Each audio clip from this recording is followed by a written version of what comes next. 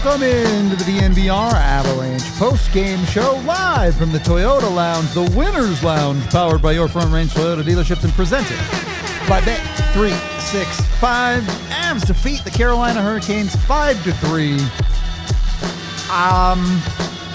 I don't know how they keep doing it, but the Avs do. Third period, they score 4, Carolina scores none. And that's the difference in this game. A lot to break down, but Avs win 10 in a row. AJ, do you know how many points the Avs have on the season? 69. Yay, nice. That is in fact true. How can you ever doubt the Avs again after a game like this? I don't know. Yeah, I mean, how did you doubt them before a game like this? They had 2 regulation losses. I mean, I doubted them actively in this game, but I shouldn't have, clearly. Moments. They had moments. It's 10 in a row for the second time this season.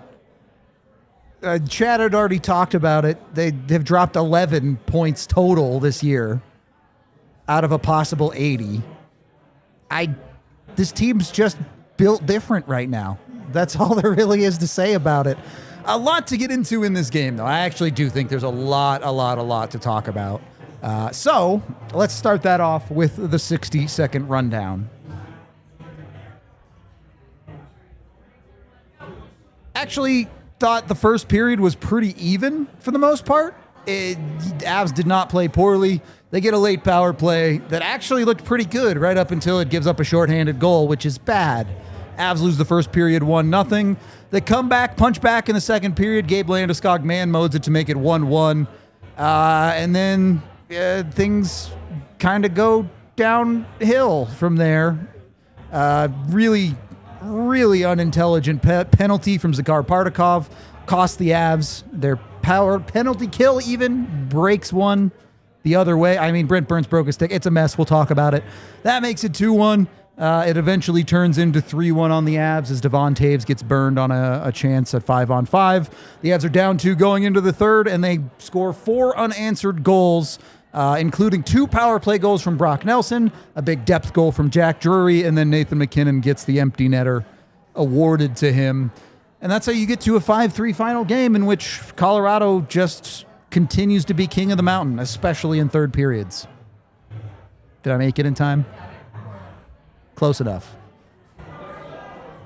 You know, I know we're going to talk about it at length because I know that he's going to be part of the 3 stars. I assume he's going to be part of the 3 stars. But Who? Nathan MacKinnon Yes. had a 4-point game, and I don't think he played well at all. This is this has become a trend. We got halfway through the second period, maybe it was even less than that, and I said, this is going to be the 3-point third period Nathan MacKinnon game again, isn't it? And it was. That's exactly he scored 3 points in the third period. Yeah. The way I've been putting it is that's why he's Nathan MacKinnon and nobody else is because he can play poorly and still put together a game like that. How do you stop that guy at that point? What do you do? Yeah, and it's interesting because his line at 5v5 just continues to be kind of blah over the last. Yeah. Obviously, the St. Louis game is its own. Yeah. We're just gonna that take was that out pure of it crushing. Yeah. One of the most lopsided NHL games you will ever see. So it's outside of that game that the Nathan MacKinnon's line at 5v5 has just kind of been or worse for a lot of the last couple of weeks, and it has not mattered. Indeed. At all, in fact. The Avs have won all their games in the last couple of weeks. I think the other side of this, though, is the first line is weird. Some nights you'll say, I don't think they played all that well. And then you check this box score or the natural stat trick or whatever, and it's like, well, they didn't play that well, and they had 68% Corsi for. They didn't play that well, but their line scored 2 goals tonight. They just keep doing stuff like that. Well, and in this one, like, their line together, not great at 5v5, and scored a goal and allowed a goal. Yep. And so you're like, okay, like, they didn't, like, their best players kind of blah, right? And then Nathan MacKinnon has 4 points. And And then the third period happens. Yeah, the third period happens, and you're like, all right, what more can you say? I mean, the Avs become, I think, the second team in NHL history with 2 separate 10-game win streaks in a single season. Yep. I mean, truly, what do you say? Like, you look at the standings, and they are shocking. They are 12 points ahead of Dallas with a game in hand. Yep. It's ridiculous. I know you tweeted this the other day, but my favorite chart of all time now might be Micah's projected points chart, which the Avs are just breaking. Yeah. Where it's just like, well, it looks like everybody in the NHL is really, really close together because Colorado is so far ahead. Yep. It's silly. It's silly what the Avs are doing. We're going to end up jumping around here a little bit. One, Devon Toews, scary moment, almost gets hurt in this game. Thankfully, he would return. Looks like he's okay. The Avs' biggest opponent may genuinely be injuries at this point for the rest of the regular season. Just try and avoid them. The other side of this conversation with Toews, though, he gets kind of lit on fire for Carolina's 3rd goal. Yeah. He also made other good defensive plays tonight. I don't want to bury the guy, but it's been 25, 30 games of Devon Toews where you feel like you want more out of him, right? Yeah, that was that's their worst pairing tonight. Yeah. Devon Toews, Cale Makar was the worst pairing that the Avalanche threw out on the ice, and by a wide margin, because Brent Burns, Josh Manson had a really, really solid night. It looked a little squirrely at times. Yeah. There were definitely some adventures. No denying that. Brent Burns trying to score into his own net was definitely a good time. Yep. But the Sams were really good. But that top pairing, not good. It was not good. And it's a concern. Like, it really is a concern. Yeah. That they're just not playing very well. Cale Makar looks very normal. Yeah. Devon Toews just doesn't look like he knows what to do with the puck when he's on the offensive side of the ice and allows the kind of rush opportunity that he has spent 5 years eliminating. Yep. Like, it just... Things that just have not happened to him in his Avalanche tenure are happening. And the weakest part of that defense tonight, not on the whole, but tonight, was that pairing. And that was one reason why after 2 periods they're down 3-1, and you're kind of like, I don't know. This is a tough one when your best players are just kind of not great. Floating through the game, it feels like, yeah. Right. And then this is what separates this team, and why we keep talking about this team is like, this feels special. Yep. The numbers that they're putting up are special. This is crazy. Like, what they're doing is crazy. Because their top guys are blah. Yep. And until they aren't. And through 40 games, 1 game shy of the halfway mark, through 40 games, they have more points than 3 teams had all of last year. So we're talking about like, oh, hey, your best player's this, your best player's that. No, dude. This is unreal. I think part of this is just how ridiculously high the bar is in Colorado too, right? Nathan MacKinnon is leading the NHL in points. He had a 4-point night tonight. And anyone who watched it with their eyeballs knows that this was far from Nathan MacKinnon's best game. But yet the results still are there. And the one place this year that you've been able to say, well, the results aren't there is the power play. And then tonight, maybe it took a few more power plays than you would like, but ultimately the power play results get to where they need to be. Yeah. And honestly, going, what was it, 2 for 5? Yep. Was the final count? Yeah. I want to double check. Yeah, 2 for 5. Technically only +1, but yeah. Yeah, but going 2 for 5, I mean, that's a great night for a power play. Right. That's a great night for a power play if you eliminate the shorthanded goal. Yeah. Because you tie your special teams battle, you go 2-2. Yep. And then you win 2-1 at 5v5 and 1-0 at 5v6. Yep. Like, the Avs, the only area of the game that the Avalanche did not win was special teams, but they broke even on a night where they were -2. And this is... The Avs don't have to be elite at special teams. If they can go even every single night at special teams, that's enough because they're so outrageously good at 5-on-5. Yeah. They're just gonna win. And we talked about it in the pregame tonight. At 5v5, these were the 2 best possession teams in the NHL in terms of shot attempts, shots on goal, scoring chances, and high danger chances. And tonight, who got the better of those? They were dead even at shot attempts. The Avalanche were +1 in shots on goal. They were +8 in scoring chances and +3 in high danger chances. The Avs were better. Yep. They were better. And then they made up for their first half of the game special team foibles with a dominant third period. I mean, 4-0 third period. Right. Once it got tied 3-3, they took a timeout. They tried to get settled down. They tried to do whatever. It didn't matter. Yep. They took another dumb penalty in the offensive zone at that, and the Avs burned them on a beautiful passing play for Brock Nelson's second power play goal of the period. And what I love is Brock Nelson's 2 power play goals are completely different. A tip play and a clean shot. Right. Like that when we have talked about the frustration with the power play and how stagnant it gets and how they don't move around, they don't present different looks. This is a perfect example of what happens when you do that.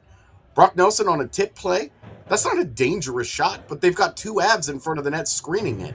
That's 2 sticks. That's taking the goalie's eyes away. Like, that's what you're trying to do. And then the other one is just unbelievable. Tic-tac-toe, right through the zone. Great play by Brock Nelson to help them get set up in the zone, and then he finishes it off. Yep. The guy's a monster right now. Yeah, the guy went from...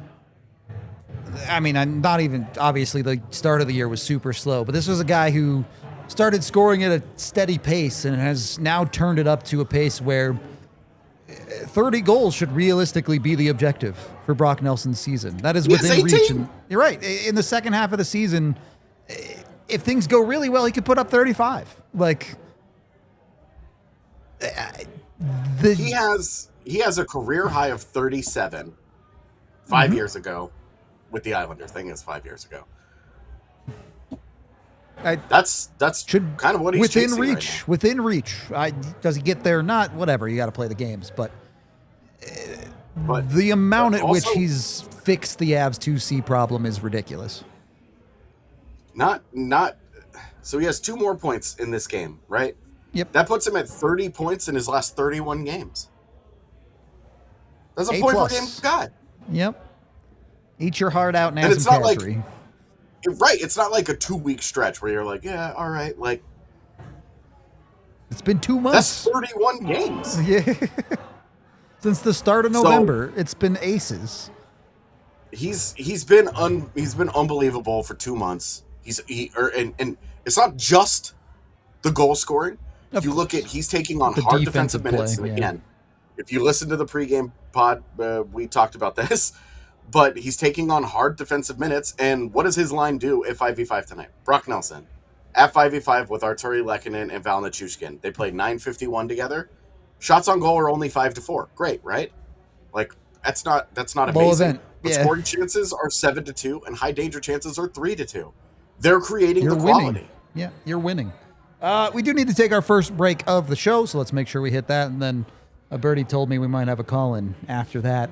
Our newest sponsor here at DNVR is Xfinity. You can get the Xfinity 5-year price guarantee right now. What if you could have reliable and intelligent Wi-Fi, and what if you could keep it at the same price for the next 5 years? That's the Xfinity 5-year price guarantee.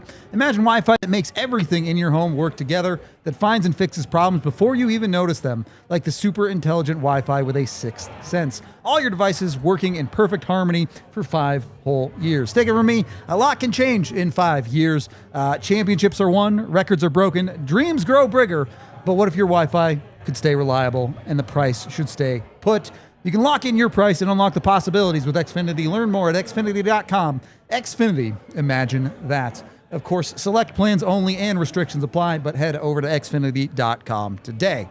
And once you've got your Xfinity 5-year plan locked in, maybe you go get some delicious Taco Bell to celebrate. A bunch of exciting news from Taco Bell. They've brought back the iconic quesarito for a limited time. You know, you got to celebrate Jokic. I've heard every quesarito you get helps Jokic heal. So go to Taco Bell and get yourself a quesarito to help support Nikola Jokic even.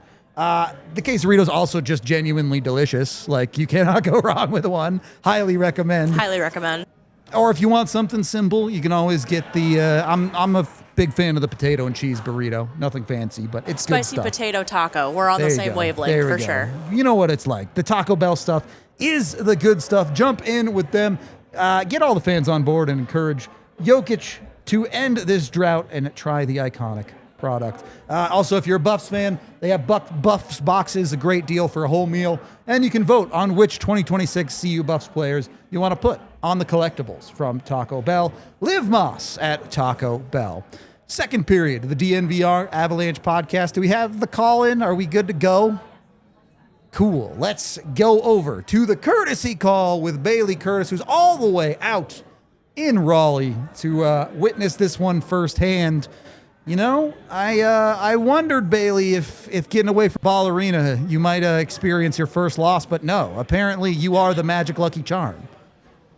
You know, and I was making the joke with my friend Richie here that I, for some reason, have a really bad record in this building. The Canes know how to come out on top every single time that I've been here, aside from a Martin Netjes hat trick when he was still wearing Carolina colors a couple years ago. But other than that, I mean, what do I do at this point? I don't. You go to all the games. That's what you do. Yeah. Every single one. I oh gosh, no! It's what an electric ride. Crazy game. Are we giving the power play the props, or is this a problem they created then they had to solve? Did we break it? Yeah, no. We might need Xfinity here at Lenovo Center. Honestly, a little laggy. Yeah, you need it too. All y'all need to get your Xfinity on. Power play, Bailey. All the credit in the world for winning this game, or a problem they created that they had to solve? Yeah, I'm leaning towards the latter here on this one. I was very certain, kind of leaning in your boat, that this was going to be their Achilles heel, shooting themselves in the foot with special teams in general, too. I mean, it hurts when you look at the best penalty kill in the league not go perfect on the night, but knowing that they can solve the problems that they create in the power play and getting something going, getting into the dirty areas in front of the net, I'm not going to say a fun problem to have, but it is nice knowing that they can be problem solvers in games like this. I've missed it being a problem solver. I did not miss the first 2 periods of the power play, but it was nice in the third. I'll say that for sure. Excuse me. Scott Wedgwood, I'm curious your thoughts on the plan with Scott Wedgwood. I think he was solid tonight. I don't really fault him for any of the goals against. But was the workload light enough that he can go again tomorrow? I think so. Bednar has made it clear, I think, in scenarios past that he's not going to rely on a third string unless he absolutely needs to. Unless a situation calls for Minor being able to show up and show out, I don't expect to see him on this road trip. Scott Wedgwood has proven, I think, towards the beginning of the season especially, that he can carry a heavy load. He's gotten the most starts in his career this season. So I have no doubt in my mind that this is a load he can carry, especially going into Florida against two kind of tough-hitting teams. AJ, I saw you rolling your eyes there. You blaming Wedgwood for some of those? I don't want to say blaming. Two of those are like breakaways. I just don't think competitive on either one of them. So I don't want to say blaming. I'm just like, I think he played a role. The third one, maybe you like the third, the shorty. It's Sebastian Aho, man. Like, what are you gonna do? Yeah. But like, I mean, there's only so much you can say there. His 5-hole could have been a little tighter. Like, there's only so much you can do when you got one of the best players in the game coming at you on the breakaway like that. So. Of course, you would love them to save everyone. Certainly bigger fish to fry, even if you have a problem with Wedgwood tonight, which I really don't. Bailey, I don't have words to explain the Avs third period at this point, but what changes with this team? What happens? It looks...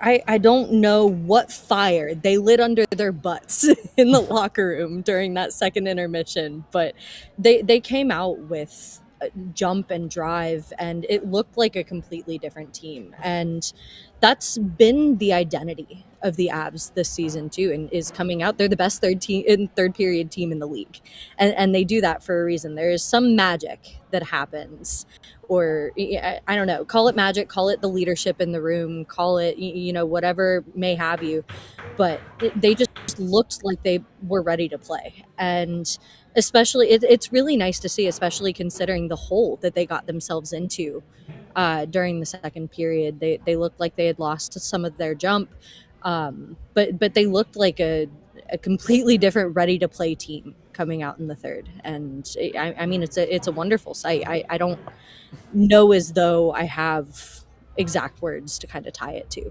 but I mean, Landeskog, especially in the room tonight, was really proud of the rally back.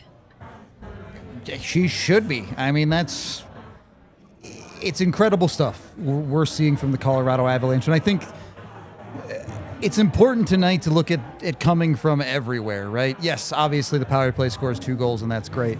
But you also end up getting a big goal from Jack Drury on your third line or whatever you want to call it from the Avs' bottom 6.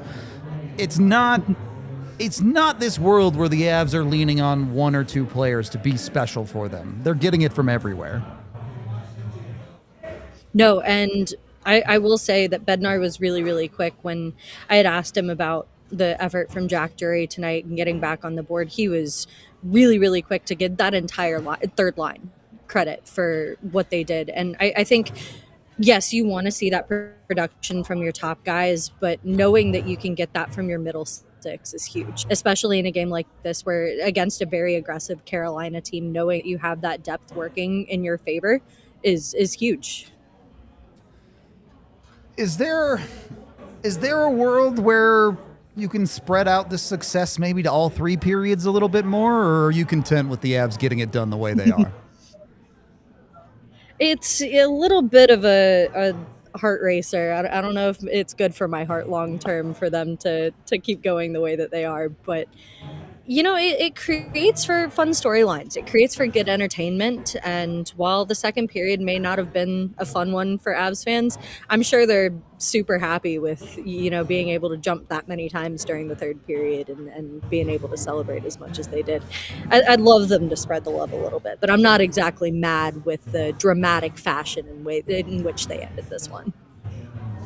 If it ain't broke, don't fix it, I guess, is where you can live with on that one. But there are some things you worry about maybe breaking if you try to keep doing stuff like that. So fair enough. Either way, I don't have a ton else for you, but The Avs have won 10 in a row. They start off the new year the right way. Is there anything that can stop this team? A power play finally not going right for them. This is not the easy answer. It tried in this game, and it didn't stop them. I'm waiting. It really did. And I'm waiting for that one game that's going to finally sit and break the Avs. And that is the one takeaway, I think, from this. You love Brock Nelson for what he did during this game, but if Brock Nelson's not on top of things the way that he is, I think that panic button needed to be hit just a little bit more from Jared Bednar. And I have no doubt that that's exactly how this would have gone had things not turned out the way that they did. So, well, thankfully we live in this timeline and not that one. So it's all good from the Avs. Any final thoughts before we let you go, Bailey? No, super excited to see them not only start off the year but start off this road trip right. They've got two kind of heavy hitting teams coming down in Florida, so excited for them to finish this one out strong, hopefully, and get back home to hopefully see a healthy Mackenzie Blackwood. Hopefully so. You start the road trip 1-0. Thank you very much for the courtesy call from Bailey Curtis. Go follow her on Twitter. I can say it. Bailey Curtis with 2 Y's over there. We appreciate you. Live from Carolina. It's the love hearts. They all good. All vibes are up right now for the Colorado Avalanche. Let's get into the 3 stars. We're going to have to split this up a little bit. But star number 3 on this one. We talked about it a little bit with Bailey there. Giving it to Jack Drury for coming through and finding the back of the net. You went through 2 periods of this game where it felt like maybe Freddie Anderson just had the Avs number. You're struggling to find the pucks into the back of the net. Obviously, the power play goal is big, but for Jack Drury to be the guy that comes through 5-on-5, it's. I'll ask you like this: how important is it that the Avs find those depth goals, AJ? Hugely important, especially on a night where we didn't feel like Nathan MacKinnon was playing great, particularly at 5v5, and his line was kind of just like more of trying to break even than tilting the ice and completely dominating. It was a huge momentum shift. Getting the second goal early in the third period, you're like, all right, cool, we got a game. Back in it. Here we go, right? Like 1 shot away. Well, that 1 shot was the next shot. 40 seconds later. Away. Yeah. Yeah. So Jack Drury getting it, like Jack Drury, we kind of dog on him a little bit because he's not much of a finisher. He's not really a natural goal scorer, not a guy that you're expecting to chip in with those too much. Elevated in the lineup because they have a depth center issue. Yeah, and Bardakov has probably found his way back into the press box after today, but yeah, but I mean, like we're still talking. That's his 7th goal of the year, so It's not a train wreck. Yeah, but in terms of this game, like really important goal. It ties the game up. The Avalanche already had the momentum, but then they had all the momentum after that. Yeah. Carolina tried to call their timeout and try to be like, okay, let's relax a little bit, which Jared Bednar, please take note. Please right. And it worked. Like the Carolina seemed to settle back into the game, but it was tied. Like it's a 3-3 game. They got punched in the face right out of the gate in the third period. Their 3-1 lead was gone in under 2 minutes. And Drury getting it. I mean, look at it. Their power play, their top line, like they all ended up like those guys all ended up with big nights, right? Big statistical nights. They needed 1 goal out of their bottom 6. That can be the difference in the game. And in this case, it was. Yep. We move on to the second star here, and we don't have to talk a ton about him because we've already talked about it. But Nathan MacKinnon is genuinely unstoppable. Like, it's not just, okay, MacKinnon has an okay night and ends up with 4 points. Power play's great. He ends up getting awarded the empty netter at the end of the game. The guy is on 150 point pace and 70 goal pace. You make the jokes when someone scores 2 goals at the start of the season and they're like, look at the ridiculous goal pace he's on. And like, he's actually just kind of kept it up. Like, with 70, and like, if I'm being honest, do I believe Nathan MacKinnon gets to 70 goals this year? No. But the fact that you're at game 40 and you're like, he could, is outrageous. Yeah, he's at 35 goals in 40 games. That's on pace. If you score at a half goal per game pace, you're a 40 goal scorer. Yep. Like, you're a top 10 goal scorer in the NHL. And he's just shy of a goal per game. Goal. Yeah. He's a freak. And yeah, it was awarded to him, but it would have gone in the net had Shane Gostisbehere not committed assault to try to prevent it. Dude, is not my favorite thing from this game might be Gabe Landeskog's revenge on Shane Gostisbehere by shooting that slap shot as hard as he could into Shane Gostisbehere. In no way is that subtle. Landy could have just tried to throw it at the net, but instead he was like, nah. Get in the way of this punk. He's like, I'm going to try and put this puck through Shane Gostisbehere. That, honestly, make him the first star just for that. Like, that's a nice, solid middle finger. I enjoyed that moment. And I felt bad for Shane Gostisbehere. I really liked the player. Same. That was funny as hell. We'll talk about Landy in a little bit. We'll talk about the first star too, but I'm going to make you wait. We're going to take our second break of the show here and shout out a few more of our sponsors as we are brought to you by the folks over at Toyota, the official vehicle of DNVR and the official vehicle of the Colorado Avalanche. Make sure you're going and getting with them. They have a vehicle for everyone and everything. 17 different vehicles with all-wheel drive. So when the snow does eventually come, or if you live somewhere else other than Colorado, you don't have to worry about the roads. You can be fully covered there, whether it's an SUV, a truck, a sedan, a coupe, a hatchback. I don't know any other type of vehicles. They've got them all at Toyota, and they've got you covered with the most hybrid, low or zero emission vehicles, more than anyone else in automaking. All of them. Toyota's got the most. You can jump in there if you're trying to save money on your daily commute. They even have hybrid trucks like the Tundra iForce Max. So they've got it all. When you want to go check out a new Toyota, get over to your Front Range Toyota stores, including AutoNation Toyota, Arapahoe and Centennial, Corwin Toyota, Boulder, Groove Toyota in Littleton, Mountain States Toyota in Denver, Stevenson Toyota in Aurora, and Stevenson Toyota West in Lakewood. Again, Toyota, the official vehicle of us here at DNVR and the Colorado Avalanche. Toyota, let's go places. And then the other thing you can do is go get with Bet365, the presenting sponsor for us today. They're also an official partner of the Colorado Avalanche, and you can get hooked up with tons of great bets. I think someone in the watch-along chat said when the Avs were down 2, they got plus 425 for the Avs to win this game.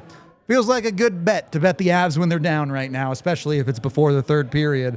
You can jump in with that. You can jump in with my pregame bets. I did have the Avs to cover, so that hit on this one. Won me a good amount of money. Whatever you do with Bet365. They have early payouts for the NHL. If your team gets up by 3, you get paid out immediately. Of course, they have great boosts for parlay bets and otherwise. They'll also get you $150 in bonus bets when you sign up for a new account. Use the DNVR 365 code. Put $10 in your account and bet $5. You don't even have to win the $5 bet. Win or lose that thing, you get $150 in bonus bets. So get in with them. Sign up with that DNVR 365 code today. Whatever the moment, it's never ordinary at Bet365. And of course, you must be 21 or older, physically located in Colorado. If you or someone you know has a gambling problem, call or text 1-800-GAMBLER today. Third period of the DNVR Avalanche podcast, and the number 1 star goes to Brock Nelson. Obviously, 2 massive power play goals tonight. I do want to add on, I looked this up, 4 of the Avs' last 7 power play goals come off of Brock Nelson's stick. Is he the power play savior? Is he the guy that has to fix it? Savior, no, but when we talk about having a legitimate, like, dangerous option where Rantanen used to be, and that being a key to them being able to spread out the power play and to actually, like, force teams to care about that side of the ice, it's enormous. It's an enormous boon that he is over there just bombing away some one-timers. And again, like one of them was a tip in front of the net, so it's not like he's just standing still. But that is a really, really important part of trying to make that power play more well-rounded and dangerous. Well, and look the way the Carolina power play was set up specifically. Ultra aggressive against Cale Makar, really pushing the puck pressure, trying to take away everything from Cale. Every team respects MacKinnon on the power play at this point. So Brock Nelson has to play that third banana role to be a legitimate threat like you're talking about. And if he does, not only is it great that Brock Nelson is converting the opportunities, but when he starts to convert those opportunities and they have to respect it, it opens up everything else on the power play too. Yep. So... And I mean, we're talking not just on the power play, but he's at 18 goals on the season. For the kind of company that he is in the neighborhood of right now, Mikko Rantanen, Philip Forsberg, those guys have 16 goals. Leo Carlsson has 17. David Pastrnak has 17. Steven Stamkos and Jake Gensel are at 18. Pretty good. That's the company that he's in. He's pushing the top 30 in goals in the league in goals scored. Yeah, what's not to love? That's he's on your second line. Yep. Like it's a really important development for the Avalanche that all that they paid, the trade price, then the contract price, all of that for Brock Nelson is coming out. Like that it's going well for them right now. It's a huge reason why they are what they are as a team. 100%. It's I joked, but it's the best 2C they've had since Kadri by so much that it's almost uncomparable. Like, and I know everyone had the worries about the first 10 games, which were justified. Like, Nelson was not good for the first 10 games of this season, but he's made up for it and then some across this stretch of hockey that we've seen the Avs play. I don't know. Look, the conversation that the Avs are in now, everything comes down to, oh, well, they have to do in the playoffs. And that's true. When you get to the playoffs, they still have some stuff to prove, but you can't do that until April. What you're getting right now is the best the Avs have gotten in a long time. Definitely. And you could argue that this is, right now, Brock Nelson is tracking to have the second best 2C season behind Nathan MacKinnon ever. Yep. With Kadri's 21, 22, 87 points in 71 games is like the obvious. That's a 1C season that they got out of Kadri. And a pretty significant outlier for his career. Yeah, literally the best year Brock of his Nelson, career. right, and Brock Nelson is outplaying the other two seasons the Avalanche had of Nazem Kadri and all the other jokers that have tried to be in that spot since and before. So this is we talk about what a special player Nathan MacKinnon is, but your lineup needs to be more than that. Yep. And we're seeing it. We've talked so much the last couple of years about how Colorado's defense is operated as a de facto second line because it's so incredibly productive up and down. Not just Cale Makar. Obviously, he is very helpful in that regard. But this is an actual second line center. So you have now you have an elite center who is scoring like crazy. You have a second line center who is scoring at a 0.8 points per game pace on the year, not even like a games played, just on the year. And you still have the highest scoring defense in the league. This is why you're scary. Yep. It comes from everywhere on this team, and then you have the superstars at the top. And I want to continue that conversation, not with one of our three stars, but I want to check in on the stat sheet with Dick's Sporting Goods here, because obviously the third period is where the magic happens for the Avs. It's where all the good comes out and they play great and everyone loses their minds, myself included. But the first goal in this game for the Avs, they get on the board because of Gabe Landeskog just not taking no for an answer. This is a guy who goes out, and the goal is awesome. Like, deserves all the credit in the world, but it's everything else that Gabe Landeskog does that, look, we talk about leading by example, and I think in many ways guys like McKinnon and Makar do that, but a lot of players look at that and go, I can't do what McKinnon and Makar does. I can work my butt off like Gabe Landeskog, though. Yeah. So. Yeah, and I mean, what Landeskog, I continue to think that Landeskog on the top line isn't great. Yeah. But at the same time, it has not mattered. True. Those top 6 forwards, any combination of those top 6 has continued to produce. And any line with Martin Necas and Nathan MacKinnon together in particular is going to struggle defensively. They're not great defensive players. Although I will give MacKinnon credit. This is probably the best he's ever been defensively. Which he's is putting in a lot more not of an honest really effort passable, but he's trying, yeah. Yeah, well, and Necas is still a terrible defensive wing. And horrible. He got so lucky with such a lazy back check at one point tonight. And it turned into an odd man rush the other way because Sam Walensky made a really nice play at the blue line, and it was like, this guy drives me nuts. And it hasn't mattered. And the glue, you look at it, the glue there is Gabe Landeskog. Yep. He just does whatever you need him to do. It's not like you're looking at him and going, well, he can do this, and that's it. That's his role. His role is everything. It's not at the level that it used to be, but it's everything. The guy is he's just a machine. He's a player. He's a glue guy. He's a captain. Like, the intangibles are off the charts. The maturity, the leadership, all of that stuff, right? He's great. Quietly. Points in 4 straight games. He forces other teams to respect the puck possession in a way that I think McKinnon and Necas don't. And that's not, McKinnon and Necas are great with the puck. They make unbelievable plays. I'm not discrediting that. But Gabe Landeskog gets a puck, goes behind the net, and says, try and take it from me. See if you can. Yeah. And most of the time the answer is you can't.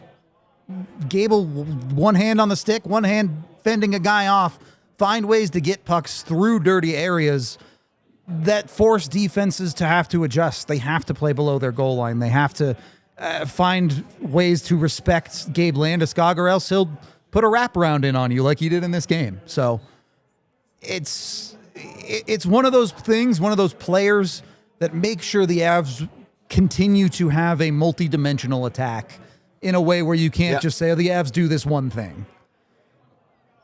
Well, and again, we talked in pregame, we talked about they are sneaky really good on the cycle. It's not just the rush. They got a rush goal tonight. Jack Drury, weird to say, Jack Drury's goal was a rush goal. Yeah. And they get a goal on the cycle from Landeskog. And then power play goals are like a different beast. You know, you don't really look at them. You don't categorize them in the same way. And that's the dynamic that Landeskog can bring to you. You're not looking for Gabe Landeskog to give you rush chances. No. But his ability to elevate in the cycle, that's huge. Yep. And I just, very quietly, he has 8 points in his last 10 games, and he's on pace for a 40-point season. Had you told us at the start of the year that this is what we were going to get out of Gabe Landeskog, we would have said, great. We'll take it. Yeah. That's what we're hoping to see.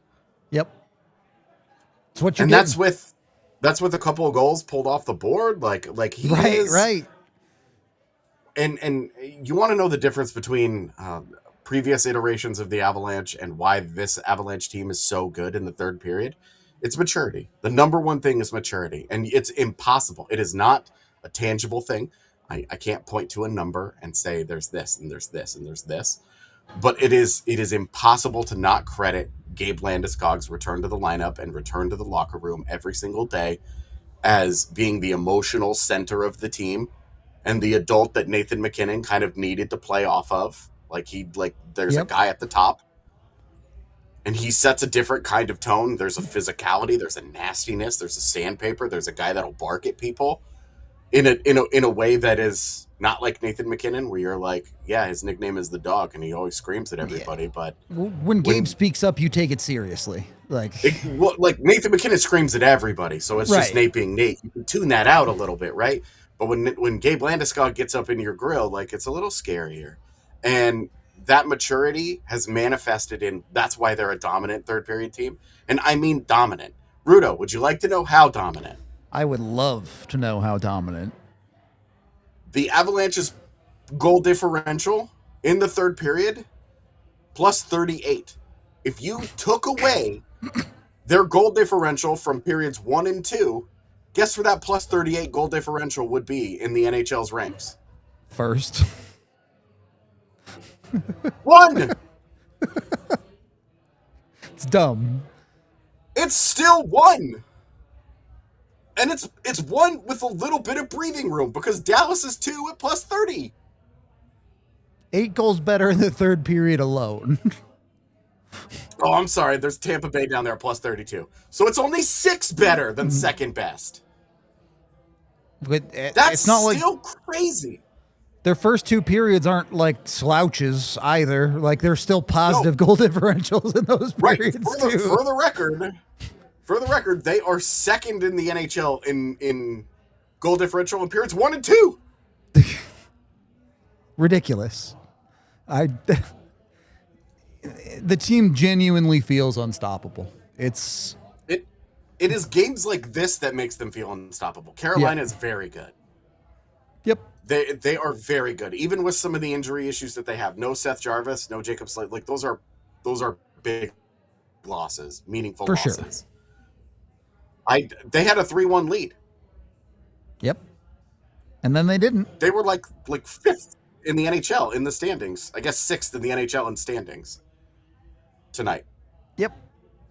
That's a top 10 team that they just erased a 3-1 deficit in the blink of an eye. In under 2 minutes, erased a 2-goal deficit, dropped the hammer, and beat that ass. That was it. Absolutely cooked. Chat, you have cooked also. 170 likes. That is a big number. Appreciate you very much. We got the winner shot right here. We appreciate y'all. Throw some Dr. Dubs up in the chat if you're a member. And cheers. Drink your medicine. All right. Also, look, do you want to experience this Avs team in person? Do you want to do so from a suite? Yes. Go to the DNVR.com/events and get in on our suite takeover. It's coming up a week away from today. We're taking over a suite at Ball Arena. You can come watch a game with us. Come watch the Avs do the Avs stuff in the third period. It's going to be an absolute blast. Highly recommend you go get in on our takeover event. We also have other takeovers coming later in the season if you want to check it out. And come enjoy a great hockey game. Again, the DNVR.com/events if you want to get signed up. Highly recommend. It's always a fun time over there. I'll be there. Yeah, AJ will be there. So I am flying to Colorado for the Sweet Takeover. My first ever takeover, amazingly. I know, crazy, right? That's going to be a blast. This Avs team is a blast. You put all that together, you're just having a grand old time if you're the Colorado Avalanche. Yeah, true. I mean, I don't know how many times I can say the same words in a row here. I do. Look, no one's going to sit here and tell you that the Avs are a perfect hockey team, because no one's a perfect hockey team. No. But are nights like tonight encouraging in some sense? And look, I was sitting here at the end of the second period and saying, oh, well, the Avs power play is a disaster again. It's going to be the reason they lose this game. You need to be better against good teams on things like special teams. And then they come out and they're better. The third period, they solve their power play issue. We spent 40 games looking at like, well, it's the one Avs weakness.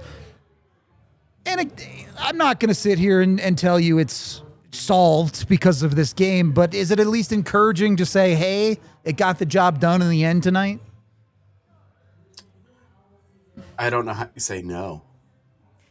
I mean, it gave up a shorty. You know what I mean? There are things to dislike. Well, and what's crazy is the Avalanche have allowed shorthanded goals in 3 games over the last 2 weeks, and they've won all of them. That's true. Like, giving up a shorthanded goal is usually like one of those like hallmarks. Death sentence. Here's how you lose a game. Yep. So you allow a shorthanded goal. In 3 of those games, they've allowed a shorthanded goal and a power play goal to the other team. Yep, and they won. They're down. That's 2 special teams goals that they've spotted 3 different teams over the last, I don't want to say 2 weeks, I want to say 3 weeks. Sure. 3 of them. 3 different games, and they've won all 3 of those games. I'm not allowed to use adult language, so I'll just say, get the F out of here. That's how you lose games. Because it forces you to be nearly perfect at 5v5. And yet they are. And they just keep doing it. Like, what in the absolute hell is this? I don't know, but I love it. It's insane, man. It's insane. Like, they're the ability, because it's not like they score 45 seconds in and the other team gets stressed and they go, oh my God, here we go. This is going to be a long night.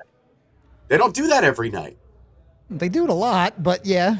They do it a lot, but they don't do it every night. The other team still has games to play. They still put, they still stress them out a little bit. And twice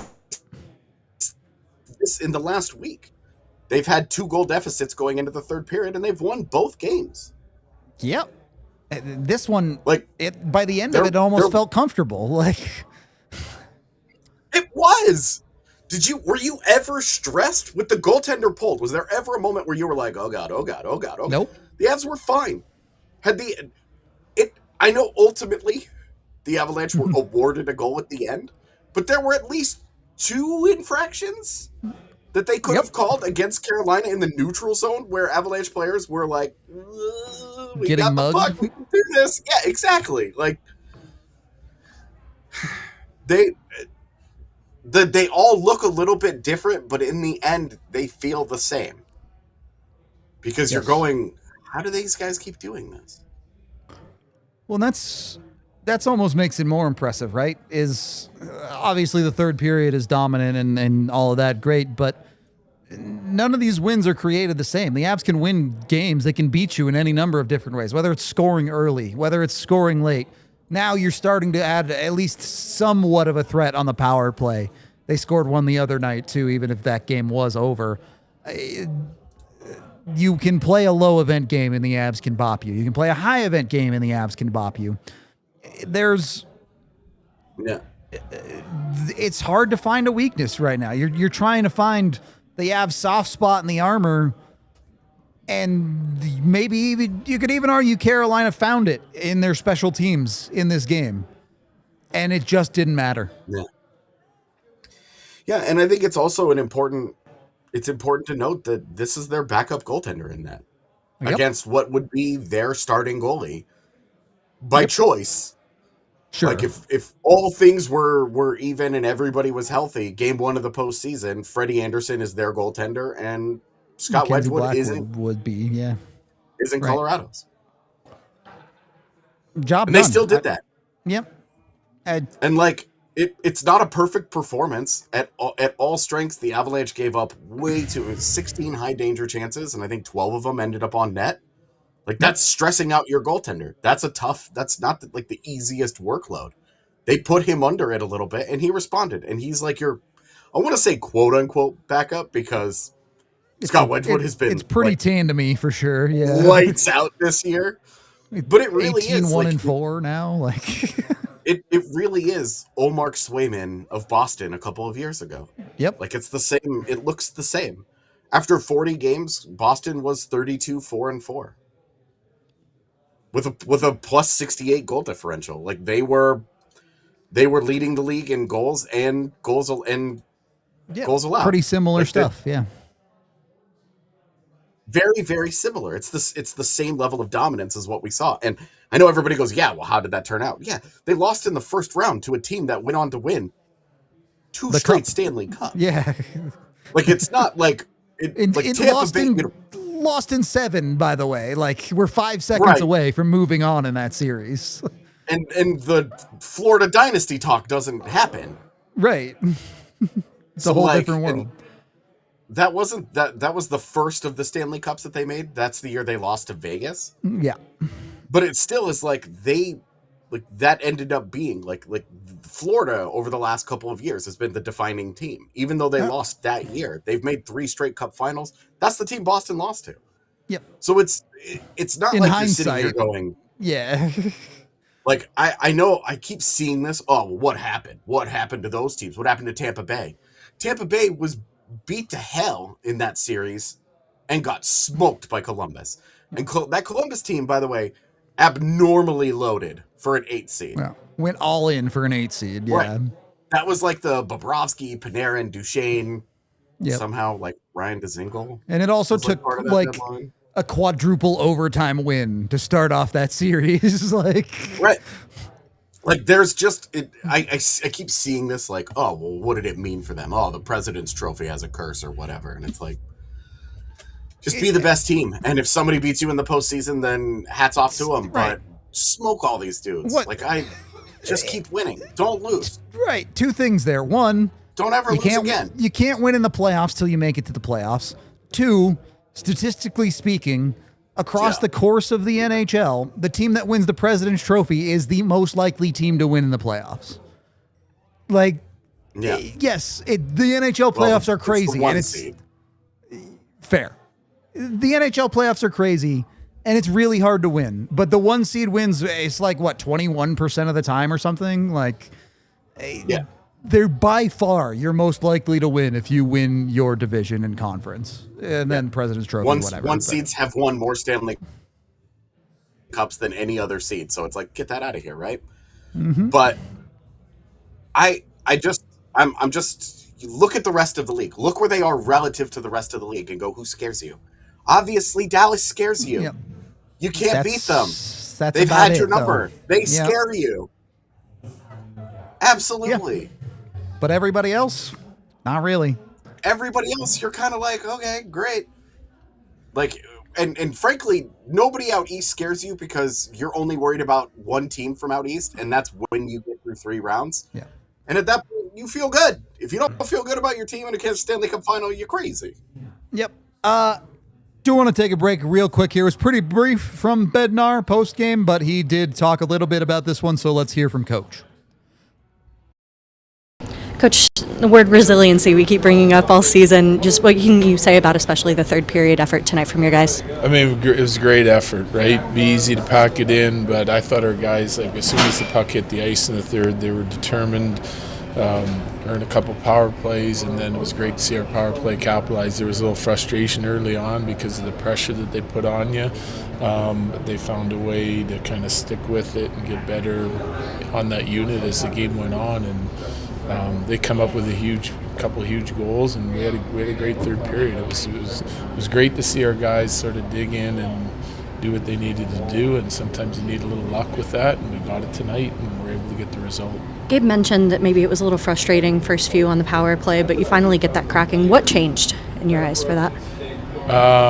Moving it quick, ahead of their pressure, and guys getting in the right spots quicker. You know, there's a lot of hard work that went into that first power play goal, especially. Like there was how many battles, loose puck retrievals, guys moving to support one another quickly, and the puck was moving quick, and then at the end of it, you still got to finish it off, you know, and you know, we were able to do that tonight. So, yeah, hopefully that can continue on into tomorrow night's game. What can you say about an effort from a guy like Jack Drury who finally gets back on the board here tonight? Yeah, well, that line was really good, right? I liked that line all night. Colts had the big chance early on the partial breakaway. They come up with that's a big third period goal, you know, great neutral zone forecheck to turn over and then to finish it off like that.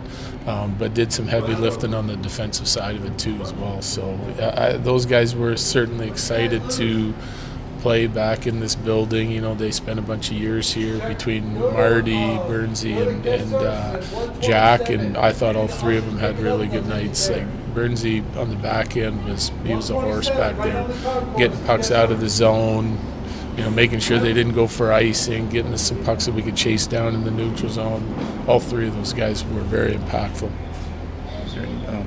Is Devon Toews okay? I guess I know he came back and took a shift or two. Yeah, he came back in, so I haven't got an update on him, but I'm assuming he'll be good. We'll see what tomorrow morning brings. Is that about as good of a start you can get as you can get, heading into, some two tough Florida teams as well for the road trip? Well, you're coming on a road trip like this is kind of the gauntlet, right? You got Carolina, Florida, and Tampa, 3 and 4 nights, a little bit shorthanded, and you want to get off to a good start. It doesn't get any easier as you go through this. So to be able to get the 2 points tonight and sort of regroup for the back-to-back tomorrow would be a tough one, but it's better than not getting the 2 points tonight and having to regroup, right? So we're pretty happy with the result.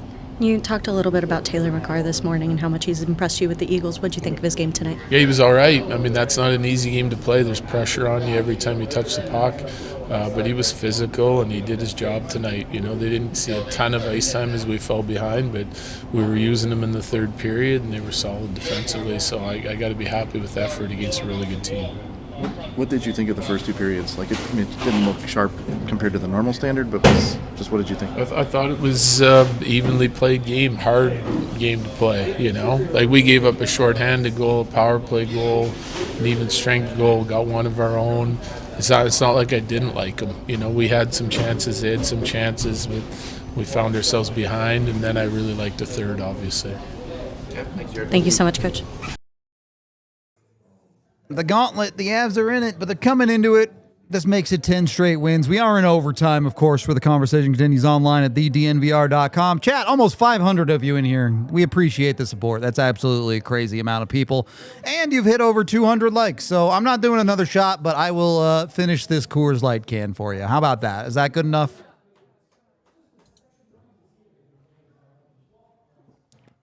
There you go. That'll have to do. John, I'm just going to call you John. I might be messing up your name, but you just became a member. Thank you very much for supporting us. If you guys want emojis in chat, consider becoming a YouTube member. Join up with that. It's always a fun time, especially on the watch-alongs. And then we do have one super chat from DJ who says, Lieutenant Nelson. Hard to spell lieutenant while buzzed. That's why you just call him LT. LT Nelson, all right? Make it easier on yourself. AJ, the Avs play again in 18 hours. So not a whole lot of time to revel in the win. But the Avs deserve to pat themselves on the back a little bit here, right? A second 10 straight win streak. They're playing some incredible hockey. They're running away with the NHL. We're at a point where if and when the inevitable lull comes, it's forgivable, right? Oh, totally. I mean, really, it's about what's the runway that they have to try and win. Sure. The President's Trophy, I guess I don't care much about more than the 1 seed out west and not having to deal with the 2-3 matchup and all that nonsense. At that point, those things are one and the same, so... Yeah, I think it's really just win the top seed out west, and then if you end up winning the President's Trophy, go. Yeah. They're obviously in wonderful position to do that right now, to do both of those right now. And it's really about building that runway. Yep. Because you know that there is a lull coming. It's hockey. What they've done, they're 40 games in, and they have 2 regulation losses. It's astounding that we're in this position talking about these numbers right now. That right now they're on pace to win 62 games. That's outrageous. Unbelievable. If they play 500 hockey for the rest of the season, they'll have 111 points.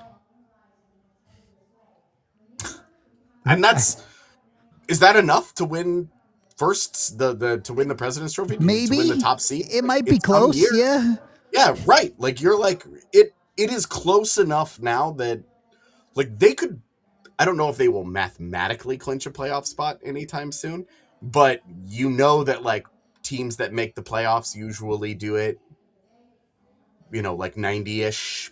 When you start to get into the 90s somewhere. Yeah. You're going to likely make the playoffs. Is when the teams start. And with the West, the way that it is right now, to get through a wild card spot wouldn't be that hard, yeah. Exactly. They could functionally be clinching a playoff spot like at the Olympic break if they just keep winning games. Yeah, like it could actually happen.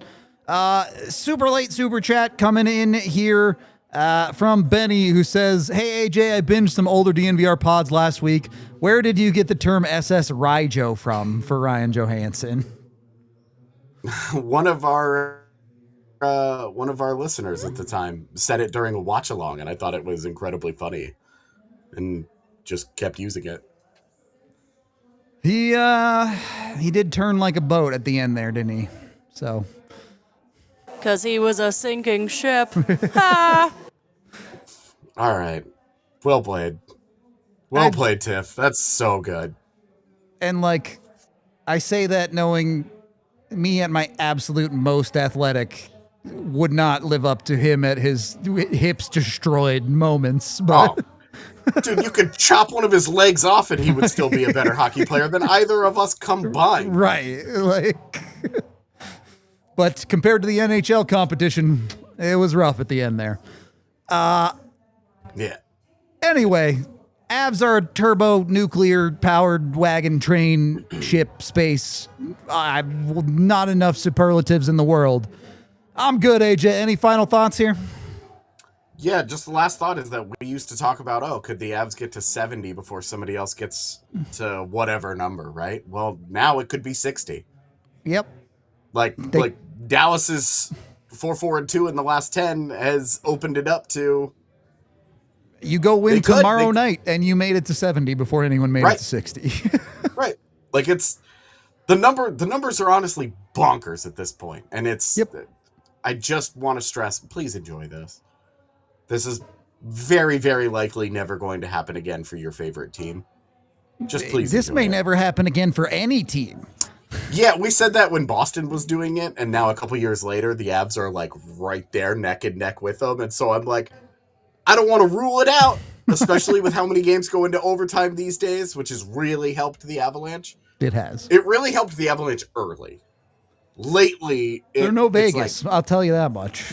Well, lately, it's like they had a 10-game win streak, then they lost in overtime, and now they've got like a 13-game point streak or something. Something like that, yeah. I tweeted out the other day after they beat St. Louis that they lost 2 games.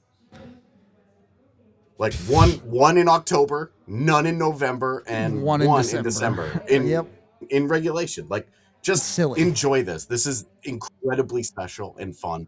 Enjoy it while it still lasts, because you know that a 5-5 is probably coming down the road. There you go. I mean, that's amazing. The perfect 10 right there. So dominant over St. Louis that we didn't even bother putting a score up there. Well, St. Louis never showed up, so fair dominant. Enough. That might as well have been a forfeit exactly. win. It was a forfeit, so didn't need to bother. It's awesome, man. I'm enjoying it, and we get to go do it again in about 18 hours. So keep it locked and loaded. A sort of afternoon game for the Avs, at least. It's 5 p.m. East Coast time. So nice. Thank God. Yeah, nice for you, for sure. So nice. We'll call it there. We appreciate everyone hanging out. Again, the support has been amazing from you guys. We really do appreciate you guys showing up and showing out for our show as of late, especially people who came down to the bar. Always love saying hi to people. If you do come to the bar, come say hi. Always happy to talk hockey with anybody. But this has been the DNVR Avalanche postgame show presented by Bet365, and we'll see you for pregame tomorrow. We all silly like the mayor.